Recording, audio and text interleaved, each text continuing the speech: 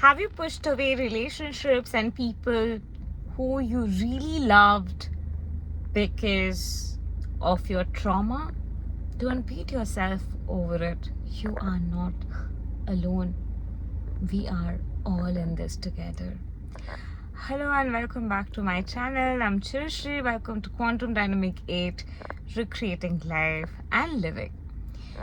If you have grown up in a dysfunctional family, had a terrible childhood, maybe got bullied, have grown up seeing extramarital affairs, life has definitely not been easy for you. With CPTSD and constantly living in that state of restlessness with a lot of trauma and wounds saturating in your body, it's natural to be in states where you feel isolated, disconnected, heavy with your wounds, and may even feel like you are a burden. No one understands you, no one gets you, so you don't want to open up.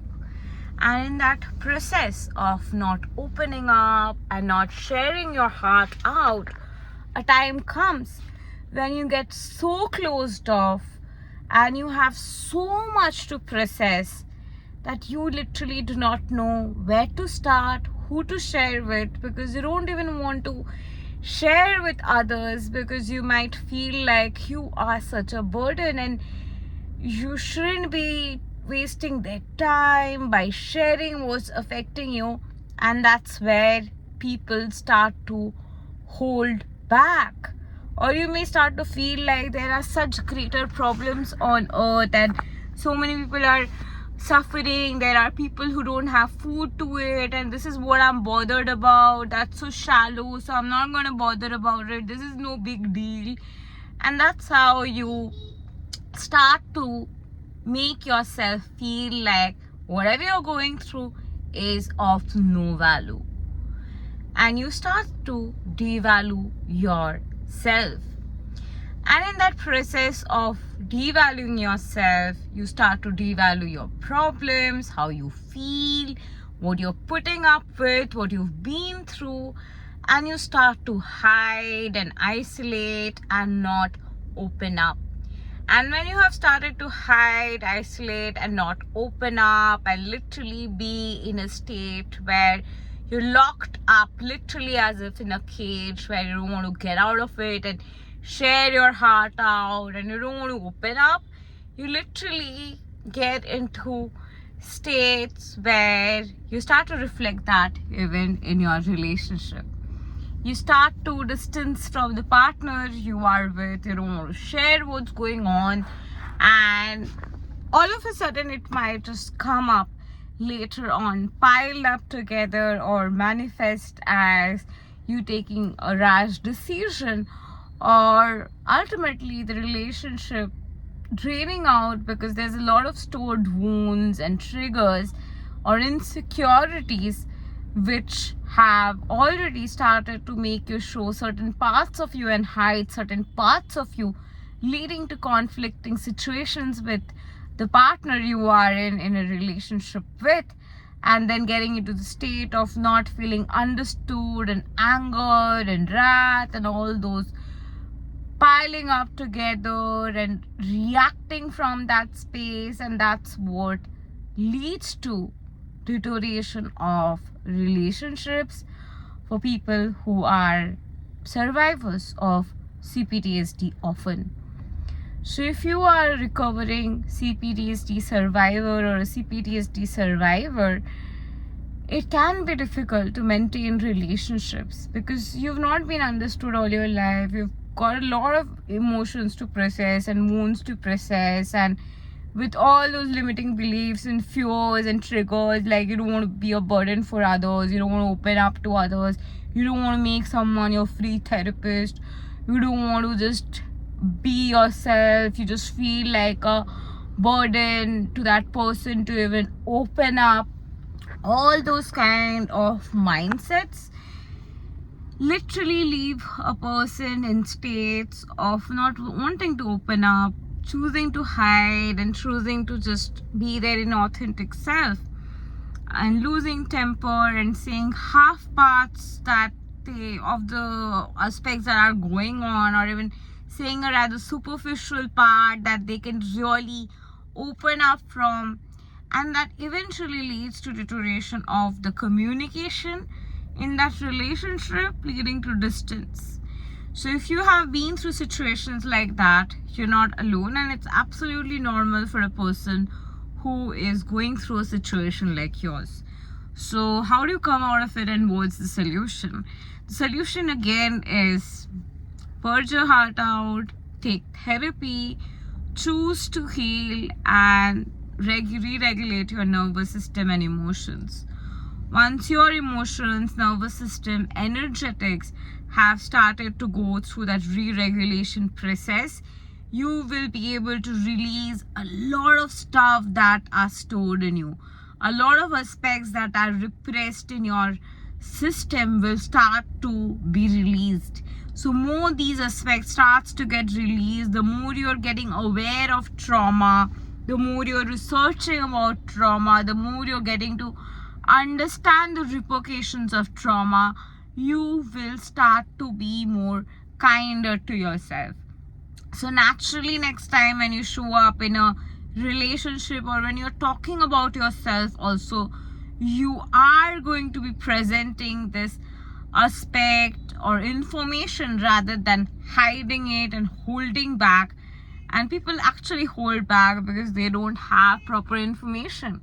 A person going through trauma usually doesn't know what's going on with them. They feel like, oh my god, what's wrong with me? I'm just going crazy. I'm getting these thoughts.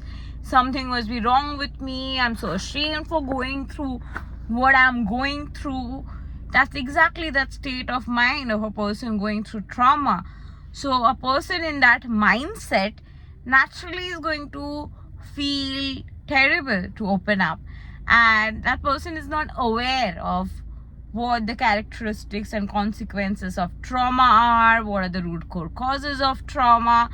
And when the person does not know that, it's natural that the person is going to blame themselves and question that whatever they're going through, and feel like there are aspects that are being hidden from them because they themselves do not know that complete picture of what's going on. They just know that they're having several limiting beliefs and fearful thoughts that are just making them scared and anxious and literally making them live on eggshells, but they do not even understand what's going on. And the more aware you are, the more naturally you will be able to be kind to yourself. Once you're aware that, all right, these are the symptoms of depression, I'm going through depression. Like, okay, these are the symptoms of trauma, I'm going through trauma. It's like, all right, these are the symptoms of diabetes, a person is going through diabetes. So that sense of empathy then comes in from that awareness. Initially, it is that blame game that you've always been exposed to, that whatever you've done, you were scolded. Whatever you thought, you were scolded or shamed. And that repeatedly people shaming you, scolding you, making you feel like, how dare you feel that way? Don't you dare say things like that. Don't you dare overreact. All of those things have left you in that state of feeling guilty to even express your emotions.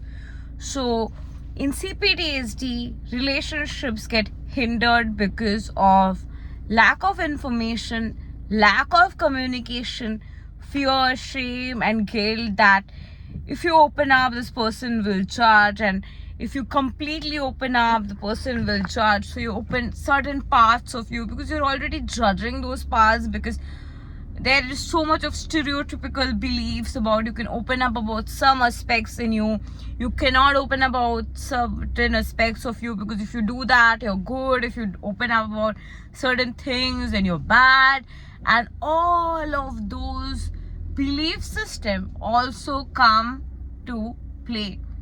And because of those conditioning and stereotypical thinking, as well as not being aware of what you're going through, you will not allow yourself to open up completely. You will forcefully hold yourself back because you're not feeling safe to open up. So when you're not feeling safe to open up, the layer from where you're opening up, the aspects of insecurities or triggers from where you're showing up, that is from where the conversation is taking place in that relationship. When that conversation is from that page, it's naturally going to cause conflicts, because maybe you were just telling that person that, oh, you never understand me, you don't love me, you don't try to get me, you don't know what I'm going through. And that person might just lose temper. No, I'm asking you, but you're not telling me. And you're like, no, you're not literally listening to me. What you really mean is that you don't know what's going in my heart deep down and how much I'm hurting in my body and my memories. You don't know what I've been through, and I can't even tell you, because if I tell you, you will judge. And you feel that because you've been judged all your life, people have judged you or made you feel like your problem is not a big deal. Oh, you're overreacting. Oh, get over it. And all of that. Oh, you need therapy. And all of those have literally led you in a state of feeling like, I don't want to open up. Even for therapy, people have thought like, oh, something is wrong with me. Because society is like that. People are like that. Oh, you're acting crazy. Go seek a therapist. And you're like, oh my God, so crazy will go to therapist. I can't open up. But you're not crazy. You have a lot of stuff piled up in you. You have a lot of wounds in you that are just coming up. It's like if you eat a lot of ice cream and it's winter time and you consume a lot of ice cream, you can get manifested as a sore throat, right? It's that way. You have had a lot of bad experiences and chaos and experiences where you were hurt and you kept on consuming it without wanting to consume it. It was given to you, and repeatedly through that consumption, that's just bursting out and manifesting as the reactions that you are having at this point of time. And that's not your fault. You did not ask people to make you feel bad. You did not ask people to be mean to you. You did not create your childhood to be chaotic. You did not ask your parents to be alcoholic, abusive, or have extramarital affairs. You were not responsible for it. It was their choice, their trauma, their unprocessed wounds, and their, again, not awareness, their unawareness to mental health healing, emotional intelligence, holding space for one another, created a household where there was always chaos. And seeing that chaos, maybe at school, maybe at home, or everywhere, you literally reached a state of not feeling safe. And even if you finally found a safe space or relationship and you could not keep it or maintain it, it's not because you're a bad person or something is wrong with you or you are cursed. It's because you had a lot of wounds piling up and it just came up at that point and you were not aware of what was exactly happening. You did the best you could at that point of time with the resources and the awareness you had. So don't beat yourself up. It's absolutely normal for everybody who has been through CPTSD to have these experiences. But in order to cultivate meaningful relationships and call in love again and again experience that deep love, and in fact, if you have been trauma bonded with such an experience, you may feel like you'll never find that love again. You will never find that sense of familiarity again, because especially for people who have gone through complex trauma, finding familiarity is rare. And once you find it, we sort of try to hold on to it. But it's about a fact of realization that more you understand yourself, more you are aware of yourself, more you are understanding and caring towards yourself, your vibe, your way of talking to yourself, your sense of awareness, your coming from that state of knowingness, coming from the state of comfort and kindness towards you, will reflect in a different kind of way when you're talking to anybody else as well. And that is where, from that space, you will be cultivating a much more authentic relationship, and eventually it'll get better and better. You will start having acquaintances, you'll having casual friends, close friends, and eventually relationships will start to deepen again.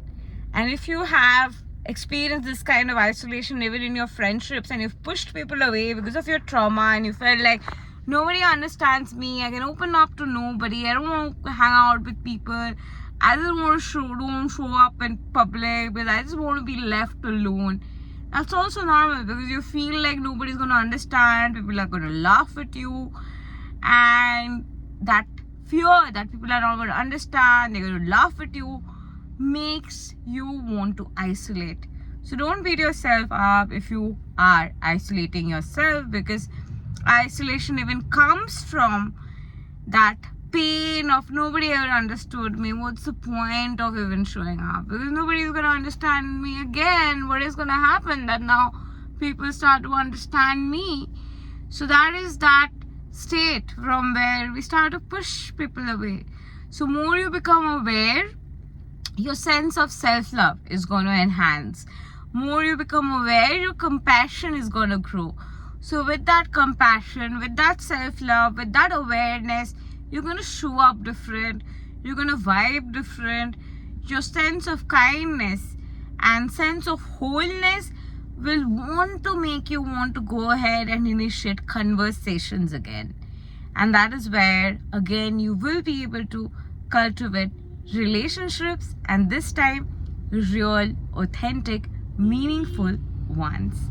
Thank you and love and light to you. If you love watching videos on this channel, keep watching, and do like, share and subscribe. And if you would like to reach out to me for a one-on-one session, or buy our courses, or check out our other products and books, go ahead and click on the links in the description box below to find out more.